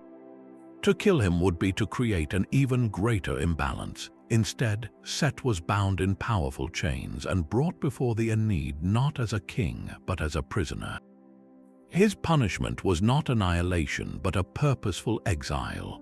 He was placed in the solar bark of Ra, condemned to forever serve as a defender against the serpent of chaos, Apep, using his boundless aggression and strength for a cause that now served Maat instead of undermining it. He became the necessary enemy contained, the contained storm, forever part of the cosmos but forever separated from the throne he craved. The war was won. The victory was absolute, but Horus, the new king, was left with the physical and spiritual cost of his triumph. His lost eye, however, became the catalyst for one final miracle. The wounded Wedjat eye was recovered and given to Thoth, the master of magic and healing. Through his profound arts, Thoth did not merely reattach it. He performed a ritual of restitution, making it whole and complete once more. This restored eye, stronger and more potent than before, became the ultimate symbol of healing and protection in Egyptian culture. In a final act of filial devotion that completed his journey from avenger to rightful sovereign, Horus offered the restored eye to his father in the underworld. This gift served a powerful dual purpose. It symbolically healed Osiris of the wounds of his own dismemberment, restoring him fully, and it functionally acted as a conduit of life force, nourishing the resurrected god and affirming the unbreakable bond between the king of the living and the king of the dead. With this act, Horus proved he was worthy not just through strength of arms, but through the deeper strength of piety and responsibility. He had avenged his father, defeated chaos, and now he would take his rightful place as the living embodiment of Maat on earth, the protector of Egypt, and the heir to a legacy that stretched from the golden age of Osiris into an hopeful, orderly future. And so, with the cosmic war concluded and the divine decree enforced, a new equilibrium was established, one that would define Egyptian civilization for millennia. The coronation of Horus was not merely a political ceremony, it was the re-anchoring of Maat to the earthly realm. In a magnificent ritual witnessed by the entire Aeneid, the living gods bestowed upon Horus the twin crowns of Upper and Lower Egypt, the Shent, uniting the two lands once more under a single rightful ruler. He was given the crook and flail, the very symbols his father Osiris had carried, now imbued with new meaning. The crook to guide and nurture his people, and the flail to protect them from chaos. This moment established the divine template for all kingship. From that day forward, every human pharaoh who ever sat upon the throne of Egypt was believed to be the living embodiment of Horus, a god in human form. The pharaoh was not just a political leader, he was the indispensable intermediary between the gods and humanity, the guarantor of the Nile's flood, the defender against foreign invasion, and the high priest of every temple. His primary duty was to maintain the cosmic balance his divine predecessor had fought so hard to secure, ensuring that the chaos represented by Set was always kept at bay.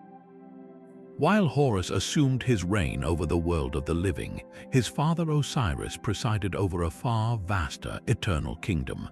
His resurrection and ascension were complete, and he took his rightful place as the unchallenged king and judge of the Duat, the underworld. This created a perfect and balanced division of cosmic responsibility, a divine partnership between father and son that structured the Egyptian understanding of existence itself. The living looked to Horus, their pharaoh, for justice, bounty, and protection in their daily lives, but they looked to Osiris for the ultimate hope, salvation, and a blessed eternity. This duality offered a complete spiritual package, addressing both immediate earthly needs and profound existential fears. Osiris, the once murdered god, became the compassionate father figure who understood suffering and offered the promise of life beyond it, provided one lived a just life.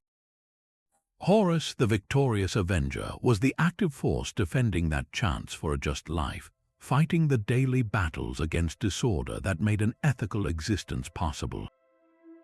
This restored order also redefined the very purpose of human life and death. An Egyptian's entire earthly journey became a preparation for the final audience in the Hall of Two Truths.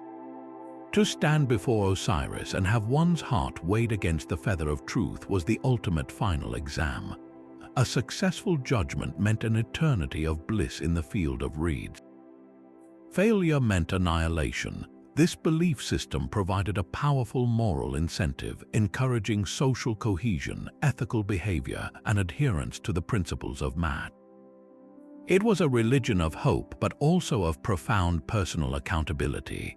The rituals of mummification, the elaborate tomb goods, and the spells copied from the Book of the Dead were all technologies designed to replicate the success of Osiris, to ensure the soul would be recognized as righteous and welcomed into his eternal kingdom.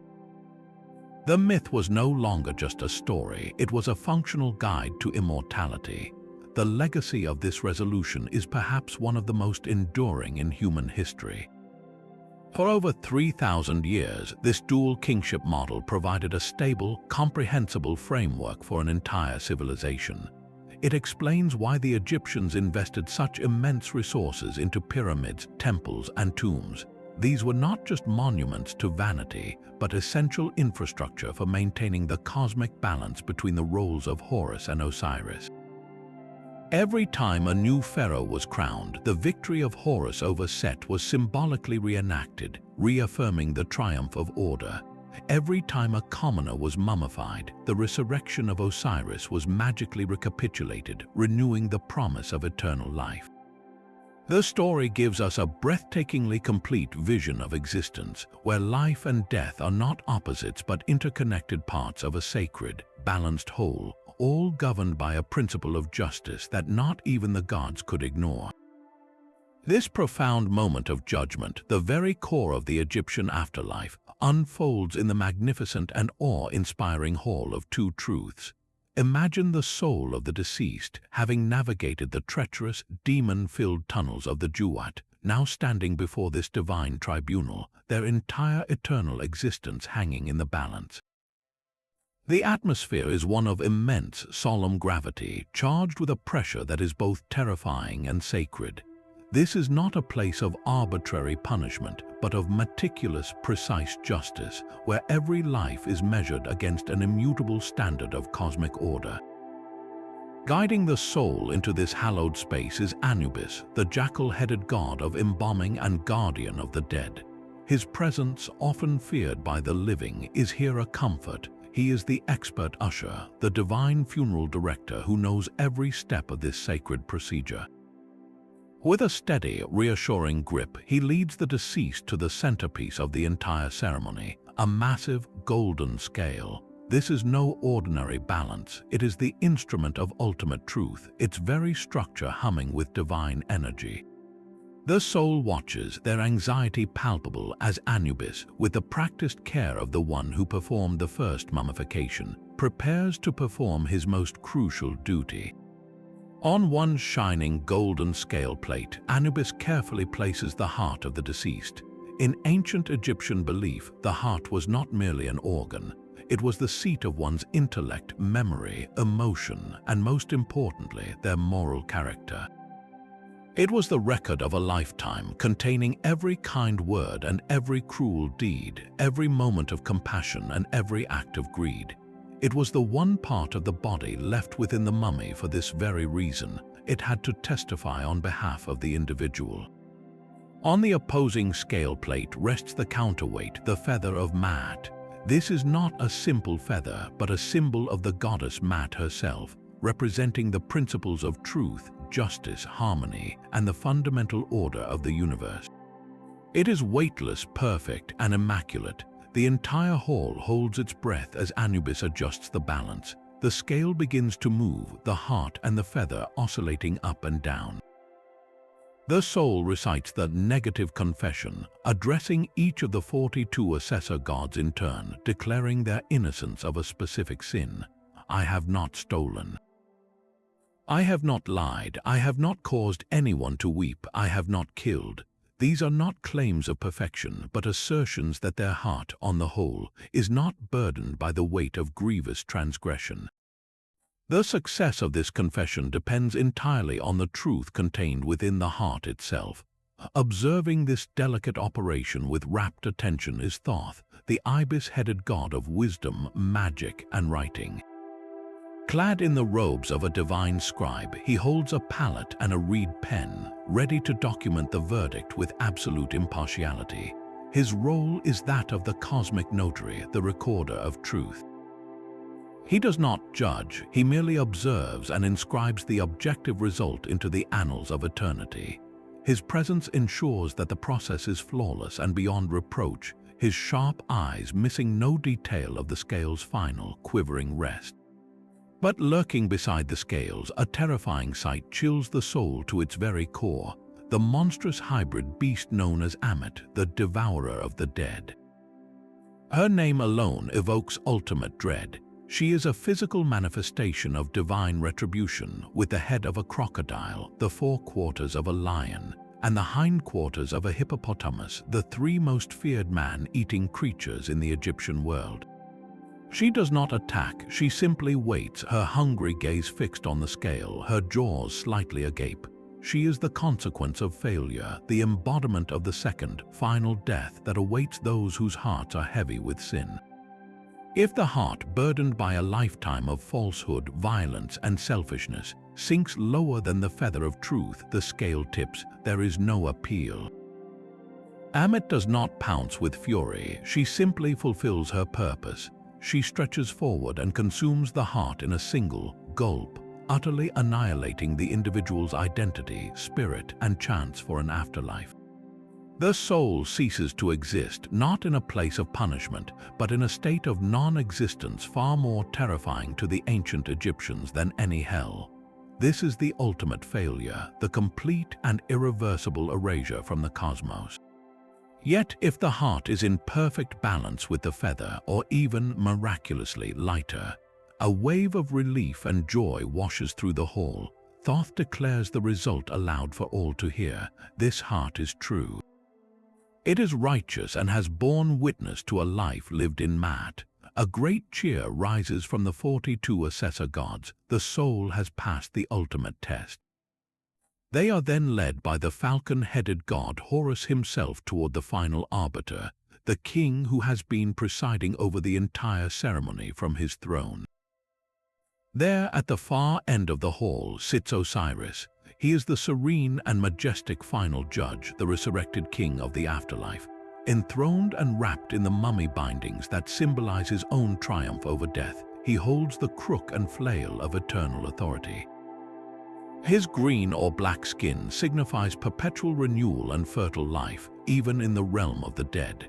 He is both a stern sovereign and a compassionate father figure, for he knows the pain of mortality better than any god. He offers a gentle, welcoming gesture of approval, granting the justified soul permission to enter the blissful, eternal paradise known as the Field of Reeds. His presence provides the hopeful conclusion to the soul's harrowing journey, a promise that righteousness is recognized and rewarded with everlasting peace. This profound connection between the myth of Osiris and the very land of Egypt itself is perhaps his most enduring legacy, a symbolism so deeply woven into the fabric of daily life that the god of the dead was also the source of its most vibrant life. To understand this, you have to see the world through the eyes of an ancient Egyptian farmer. Their entire existence, their survival, and their prosperity were dictated by one unpredictable, miraculous annual event: the inundation of the Nile. Each year, as the scorching summer sun baked the land into a hard, cracked plain, a period of anxiety and waiting began. This was the dry season, a time of dwindling supplies and parched earth, a time that mirrored the myth with heartbreaking clarity. It was the death of Osiris, the moment the life-giving god was murdered and sealed away in the chest, leaving the world barren and longing for his return.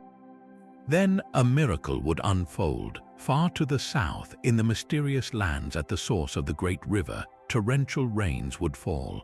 Slowly, a surge of water would begin its journey north, and the Nile would begin to rise. This was not a destructive flood, but a life-giving one.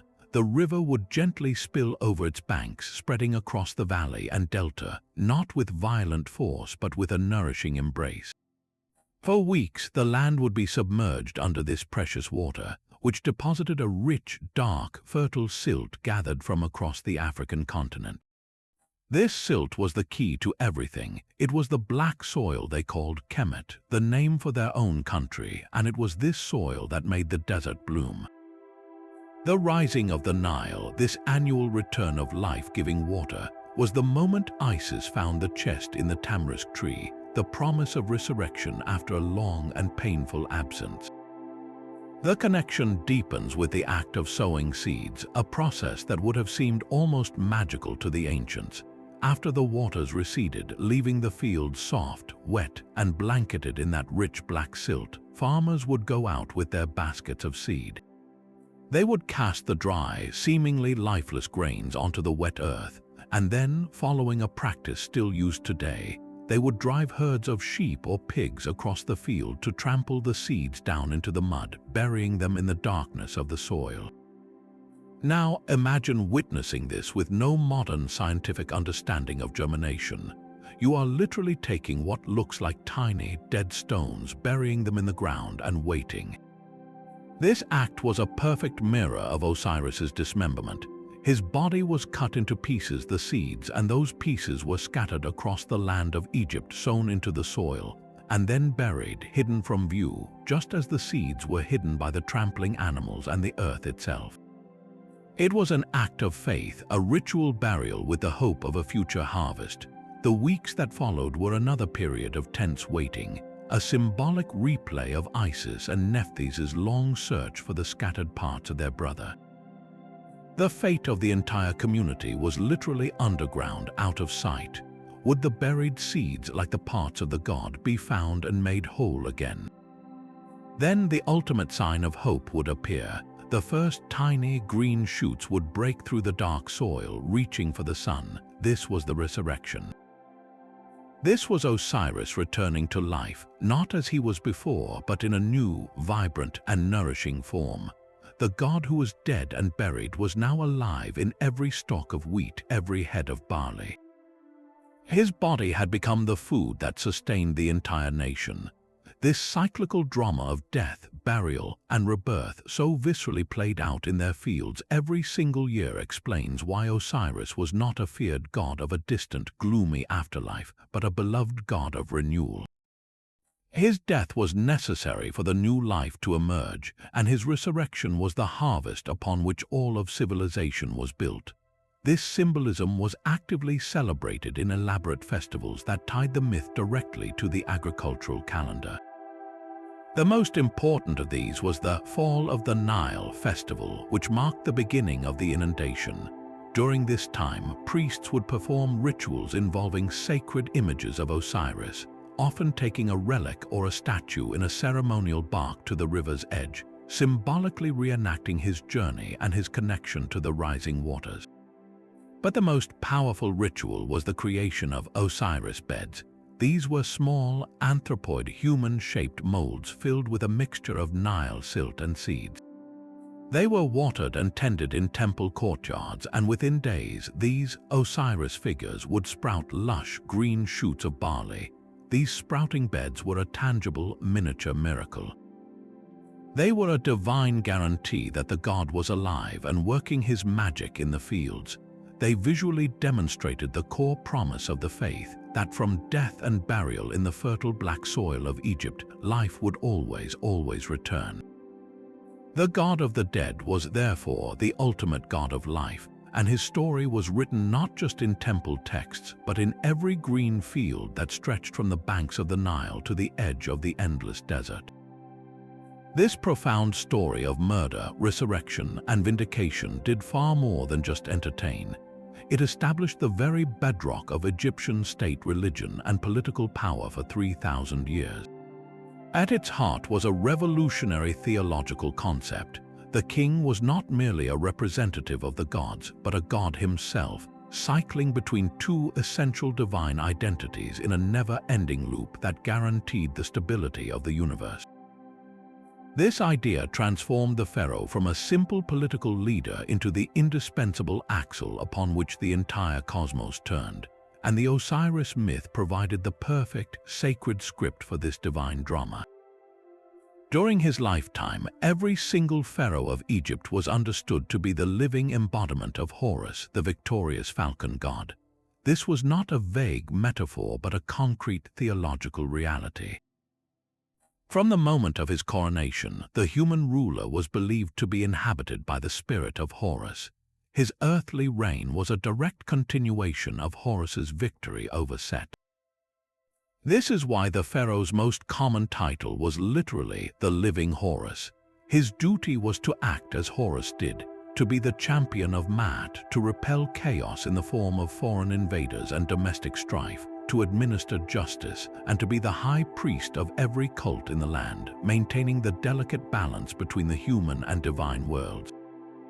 He was the physical anchor of order, and the people's well-being was directly tied to his vigor and his ability to perform these cosmic duties. His health was the nation's health, his strength was Egypt's strength. But what happened when this living god, this Horus on earth, inevitably died? This moment, the death of the king, was the most dangerous and terrifying event in the life of the nation, a potential moment of catastrophic cosmic disruption. This is where the second half of the Osiris myth provided the essential solution. Upon death, the pharaoh underwent a profound transformation. He shed his Horus identity and became Osiris. His death was not an end but a transition, a literal reenactment of the god's own murder and journey to the afterlife. The elaborate 70-day mummification process performed on the king's body was not merely preservation. It was a ritual recreation of the events performed by Anubis, Isis, and Nephthys on Osiris's body. The priests, acting as the gods, were magically ensuring the king's successful resurrection, just as Osiris had been resurrected. This transformation was made explicit in the funerary texts inscribed within the king's tomb. Spells and prayers directly addressed the deceased pharaoh as Osiris King's name, such as Osiris Unas or Osiris Rameses. He was no longer the living Horus, he was now the lord of the afterlife, the righteous judge who had triumphed over death. His successful ascension to this new, eternal kingship was absolutely critical because it completed the cycle and triggered the next vital phase. Just as the resurrected Osiris fathered a new Horus with Isis, the deceased, Osirified pharaoh would magically sire an heir. This ensured a smooth and legitimate transition of power. The new, living king, the new Horus, would then take the throne, and the cycle would begin anew. This created an unbroken chain of divine rulership, a celestial relay race where the baton of kingship was passed from Osiris to Horus and back again for eternity. This elegant theological loop solved the fundamental problem of mortal leadership in a divine monarchy. It explained the paradox of a god who could grow old, get sick, and die.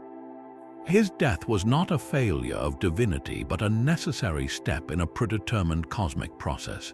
The system offered incredible stability, as the legitimacy of the new king was not based on mere heredity or military power, but on his sacred role in this eternal story. He was Horus because his predecessor was now Osiris. This belief was so powerful that it endured through dynastic collapses, foreign invasions, and massive social changes. It was the ideological glue that held Egyptian civilization together, providing a framework of order and meaning that convinced an entire people to build pyramids and mobilize vast resources for the sake of one man's journey to become Osiris. The myth was the blueprint, and the pharaoh was the living, breathing, eternal proof that it worked. From a regional fertility god worshipped in the fertile delta, Osiris's journey to becoming the national god of death and resurrection is a story of theological and political unification. His earliest known cult center was in the ancient city of Jeddu, which the Greeks called Busiris, located in the Nile Delta. The very name Jeddu, meaning the pillar, connects to one of his most potent symbols, the Jed pillar. This stylized column, representing stability and the backbone of Osiris, was central to rituals in Busiris, where he was primarily venerated as a god of agricultural abundance and the generative forces of nature.